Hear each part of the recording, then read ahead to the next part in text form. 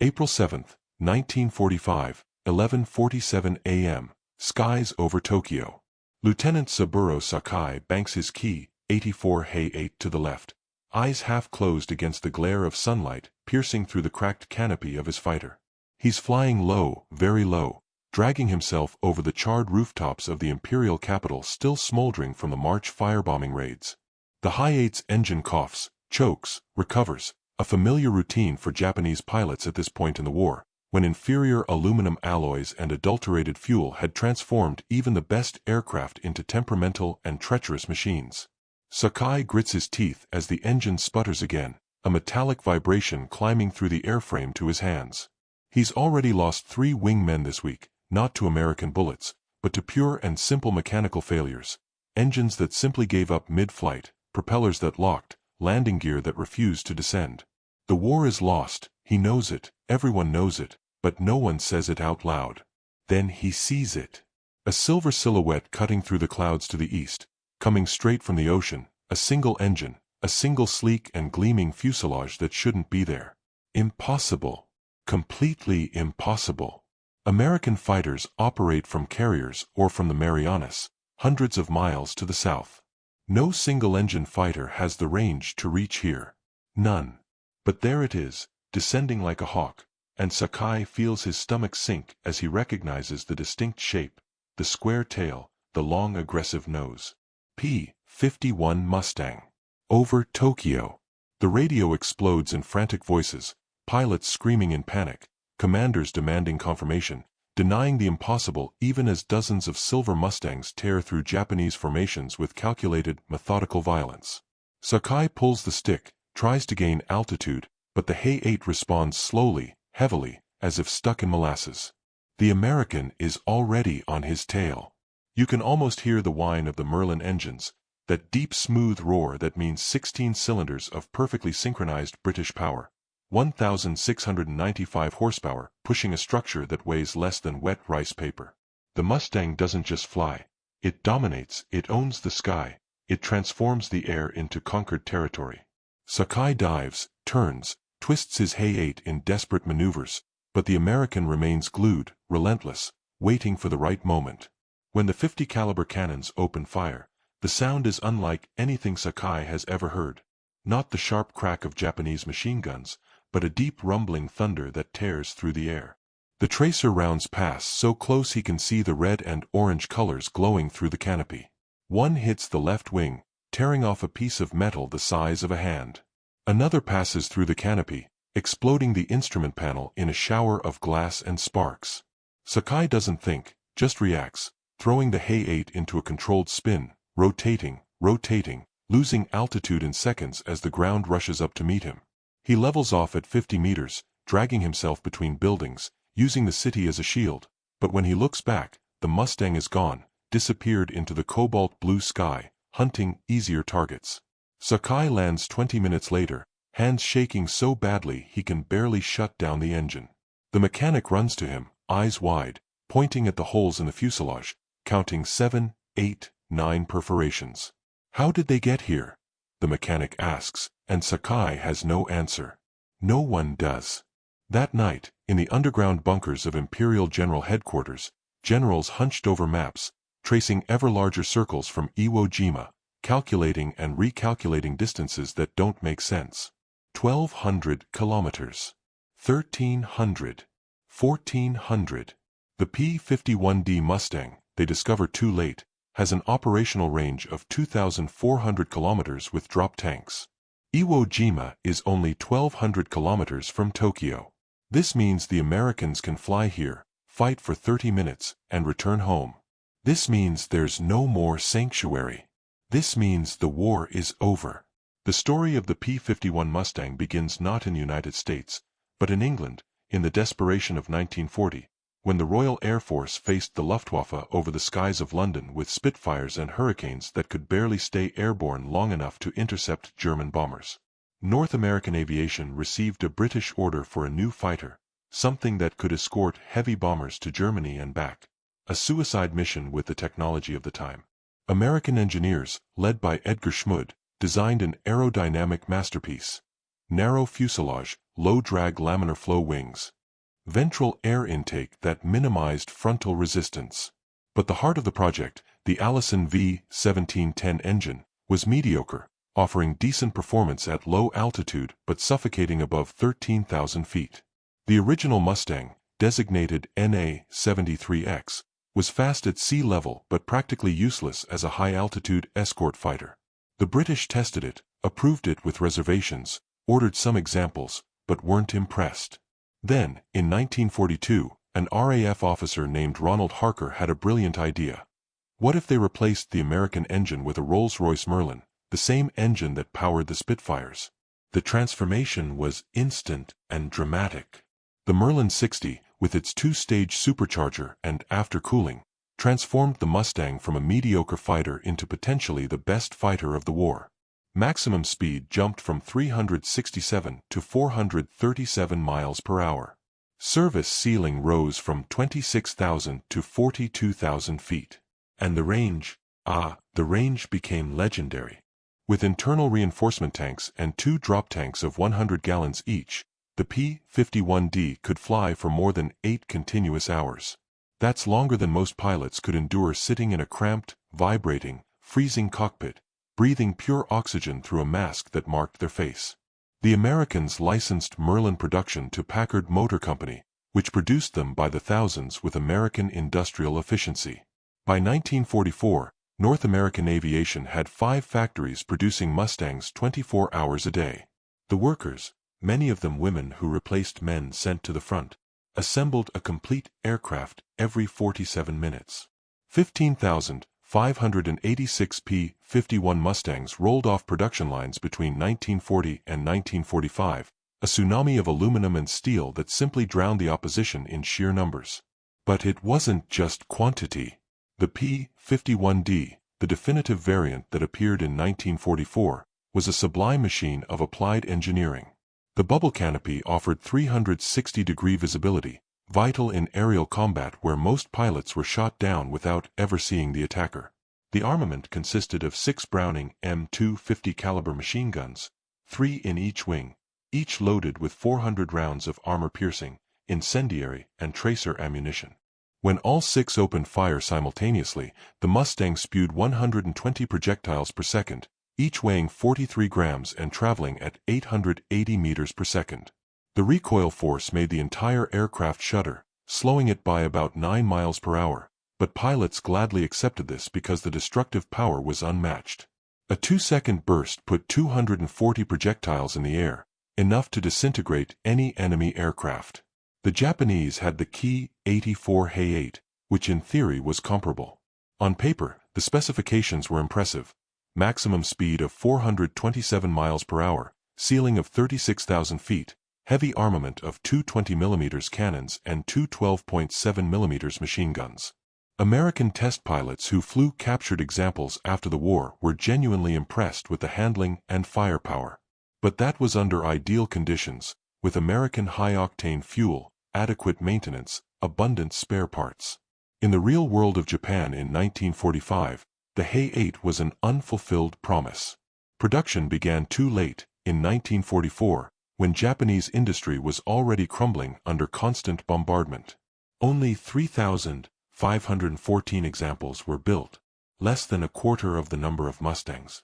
Worse still, manufacturing quality was inconsistent and sloppy. Starving and exhausted workers, many of them Korean and Chinese forced laborers, assembled aircraft with inadequate tools and substitute materials. High-quality aluminum was scarce, replaced by inferior alloys that cracked under stress. Hydraulic seals failed. Electrical systems malfunctioned.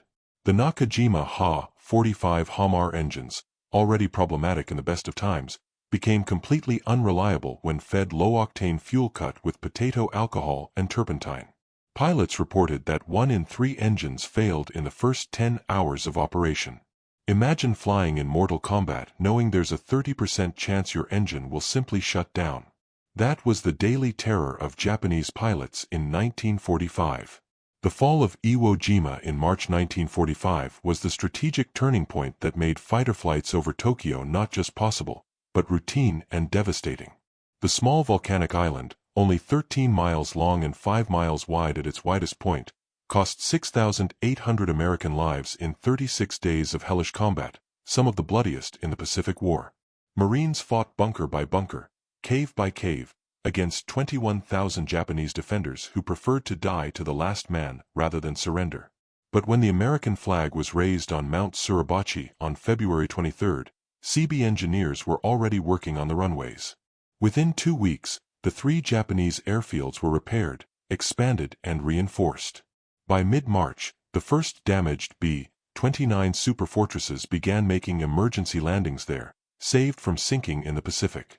And on April 7, exactly 6 weeks after the conquest, 111 P-51 Mustangs from the 7th Fighter Group took off from Iwo Jima heading north, toward Tokyo, 1,200 kilometers of open ocean ahead of them. Major James Tapp led the formation, flying in a long line that stretched for miles across the cloudless blue sky. None of these pilots had flown such a long mission before. They carried 2 100-gallon drop tanks hanging under the wings, plus 85 gallons in internal fuselage tanks. The extra weight made the Mustangs slow and clumsy on takeoff, staggering into the air before gaining enough speed to climb. Tapp kept the formation low, cruising at 1,600 feet over the waves to avoid radar detection. The flight took 2 hours and 40 minutes, each minute pulling fuel from the tanks in a constant and inexorable flow. Pilots obsessively monitored the gauges, doing mental calculations, comparing actual consumption with planned, silently praying that the engineers had gotten the numbers right. Some jettisoned the drop tanks too early, panicking when the needle fell faster than expected. Others kept them too long, becoming easy targets if intercepted. But interception never came. The reason was simple and brutal. The Japanese no longer had fuel to maintain constant air patrols. In the spring of 1945, the American submarine blockade had completely strangled oil imports. The Indonesian oil fields, captured with so much sacrifice in 1942, were now isolated, their tankers sunk before traveling 60 miles. Bombed domestic refineries operated at 10% capacity. Strategic stocks were dry. Available aviation fuel was being reserved for kamikaze attacks, considered more effective than conventional air combat. So when the 111 Mustangs crossed the coast near Kashima, they found practically empty skies. The few air defenses that rose to intercept them were composed mainly of obsolete fighters. Ki-43 Oscar, fragile and underarmed. Ki-44 Tojo, fast but with limited range. Even some old A6M0, once the terror of the Pacific, now dangerously outdated. The Japanese pilots who went up were mostly recruits with less than 100 hours of flight time, compared to the 300 to 500 hours of the Americans. Fuel scarcity meant that flight training had been reduced to the bare minimum. New pilots learned takeoff, basic level flight and landing, no advanced air combat, no deflection shooting, no formation tactics. They were sent into combat like lambs to the slaughter. Lieutenant Jerry Yellen, flying with the 78th Fighter Squadron, described the first encounter as frighteningly one-sided. He spotted a Ki-84 Hay-8 trying to climb to intercept the B-29 bombers above. Yellen Dove got on his tail, waited until he was 300 meters away, so close he could see the Japanese pilot frantically looking over his shoulder, and squeezed the trigger. The 650s roared, a storm of metal cutting through the air, and the Hay-8 simply disintegrated. Wing pieces flew in opposite directions. The engine tore from the structure. An orange fireball engulfed what remained, followed by a trail of black smoke falling. From first contact to ground impact, 17 seconds. Yellen felt sick. It wasn't a fight, he said later. It was execution. The kill ratio that day was 13-1. 13 Japanese aircraft destroyed for each Mustang lost. In the following months, the ratio only worsened. In May, it was 20-1. In June, 30-1. In July, some Mustang pilots completed entire tours without seeing a single enemy aircraft. Japanese airspace had become American territory. The technological superiority of the P-51 Mustang over the Ki-84 Hay-8 went beyond raw specifications and penetrated the minute details that separated excellent engineering from adequate. Consider the fuel system. The Mustang used self-sealing tanks, multiple layers of vulcanized rubber and cellulose that expanded when punctured, sealing holes up to 12 millimeters in seconds. A Mustang could take half a dozen hits to the fuel tank and continue flying. The Hay-8 used conventional aluminum tanks. A single incendiary round transformed it into a flying torch. Consider the gun sight. Later Mustangs came equipped with K-14 gyroscopic sights, sophisticated electromechanical devices that automatically calculated the deflection needed to hit a moving target. The pilot simply kept the target within the reticle, and the sight adjusted the point of impact based on speed, distance, and angle of turn. It was like having a rudimentary fire control computer decades before modern computers. Japanese pilots used fixed iron sights and had to mentally calculate deflection, a skill that took months to master and which most recruits never developed. Consider structural strength. The Mustang was rated to withstand up to 8 times the force of gravity in positive maneuvers and 4 times in negative. The structure was reinforced at critical points, welded and riveted with precision. Pilots could execute vertical dives at more than 435 miles per hour and brutally pull the stick without fear of the wings tearing off. The Hay-8, built with inferior alloys and rushed manufacturing techniques, began showing serious structural failures in 1945. There were reports of wings that detached during high-speed turns, tails that separated during dives, landing gear that collapsed on landing. An American intelligence report from June 1945 cited captured Japanese pilots saying they feared their own aircraft more than the Americans. Consider training and tactical doctrine. American Mustang pilots in 1945 were products of a highly refined industrial training system. They started with 60 hours of basic instruction in light aircraft like the PT-17 Stearman. Then came 70 hours in advanced trainers like the AT-6 Texan, practicing formation flying, navigation, and aerial gunnery. Finally, 50 hours in the P-51 itself, learning its specific characteristics, its strengths and weaknesses, how to extract maximum performance. In all, about 300 hours before seeing actual combat. And there was abundant fuel for training, abundant ammunition, abundant aircraft. If a pilot destroyed an aircraft in a training accident, another was pulled from the production line. The Japanese in 1945 couldn't afford such extravagance.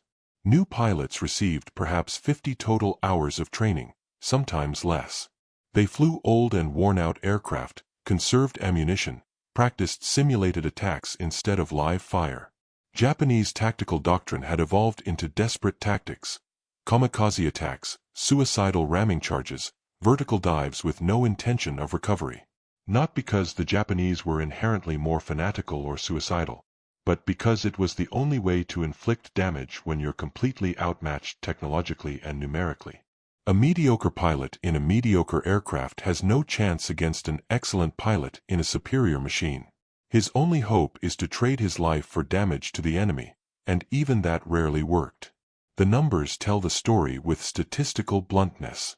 Between April and August 1945, P-51 fighter groups based at Iwo Jima flew 2,346 escort and attack sorties against Japan.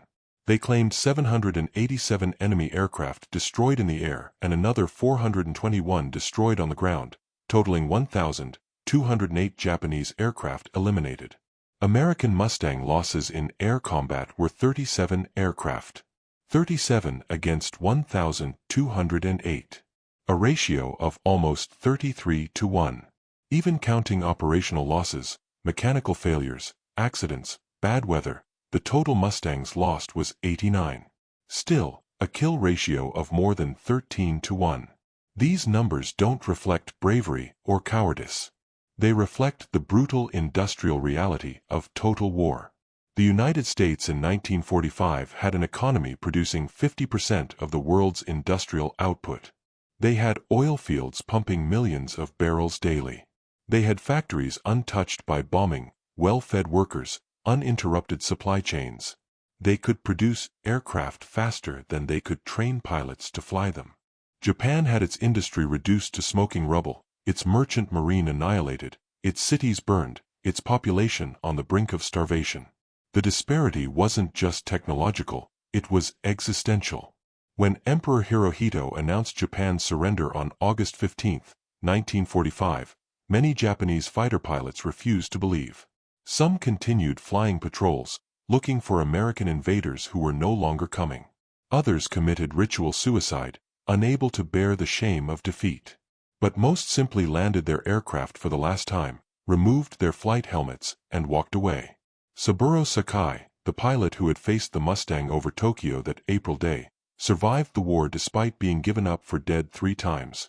He had lost an eye in 1942 over Guadalcanal, flown with nearly fatal head wounds, been removed from active service, then returned when pilot shortages became critical. In August 1945, he was flying worn-out Ki-84s, with engines that needed complete overhaul after 20 hours, against fleets of hundreds of gleaming Mustangs. After the war, Sakai became a businessman and eventually befriended several American pilots he had fought against. In his memoirs, he wrote about the day he first saw the Mustangs over Tokyo. In that moment, looking at those silver aircraft that shouldn't exist, flying over our capital as if they owned the sky, I knew. I didn't need any official announcement, no communique from high command. The war was over. We had lost. Not from lack of courage or fighting spirit, but because our enemies had simply outmatched us. They built more aircraft, better aircraft, trained more pilots, better pilots. They transformed war into an industrial problem and solved it with mass production and technological superiority. There was no honor in it, no glory, just cold hard numbers and the relentless roar of Merlin engines that never stopped coming. Jerry Yellen, the American pilot who shot down the Hay-8 in 17 seconds, flew his last combat mission on August 15, 1945, hours before the surrender was announced. He and his wingman, Philip Schlamberg, were returning from a reconnaissance mission over Tokyo when they were intercepted by Japanese fighters who apparently hadn't received the ceasefire order. Schlamberg was shot down and killed, becoming one of the last American pilots to die in combat in World War II. Yellen landed at Iwo Jima, learned of the surrender, and never flew a fighter in combat again. He spent the rest of his life, until his death in 2017, speaking about the futility of war, the madness of glorifying combat, the tragedy of young people killing young people because of decisions made by old politicians. "Those Japanese pilots we shot down weren't monsters," he said in a 2010 interview. "They were kids like us, fighting for their country, following orders, trying to survive. The only difference between us and them was that we had better aircraft. That was all. Better aircraft, more fuel, more training. Remove those advantages and it would be us falling from the sky in flames." The P-51 Mustang remained in service with various air forces around the world until the 1980s, a testament to its elegant and effective design. Many were converted for air racing, where their speed and maneuverability still impress crowds. Restored examples sell for millions of dollars at auctions. Pilots who fly them today speak with reverence about the machine, its responsiveness, its power, the pure sensation of being in command of one of the best combat aircraft ever built. But for the men who flew them in war, the Mustang was always more than a marvelous machine. It was a weapon, a tool of death, and carried the weight of all the lives it took. The Japanese pilots who saw those silver silhouettes appearing impossibly over their capital that April morning in 1945 never forgot the shock, the moment of terrible understanding when they realized there was no more refuge, no more hope. The war was lost not in a single dramatic moment of battle, but on the drawing boards of American engineers, on the assembly lines of Detroit and Inglewood, in the oil fields of Texas, in the flight training academies where tens of thousands of pilots learned their deadly profession. The P-51 Mustang over Tokyo wasn't just an aircraft. It was the physical manifestation of American industrial capacity, of the global reach of American power, of the mathematical inevitability of Japanese defeat. It was the end of any illusion that warrior spirit could triumph over material production, that courage could overcome technology, that will alone could win wars. The 20th century belonged to nations that could mobilize industry, science and resources on an unprecedented scale. Japan had bet on a short and decisive war, a series of quick victories that would force the Americans to negotiate. Instead, They awakened an industrial giant that transformed war into mass production, that built fleets of aircraft as if they were automobiles, that treated each battle not as a test of honor but as a logistical problem to be solved with more men, more machines, more ammunition. And when the Mustangs appeared over Tokyo, silver and relentless under the April sun, every Japanese pilot who saw them instantly understood what that impossible sight meant. The future had arrived, and they had no place in it.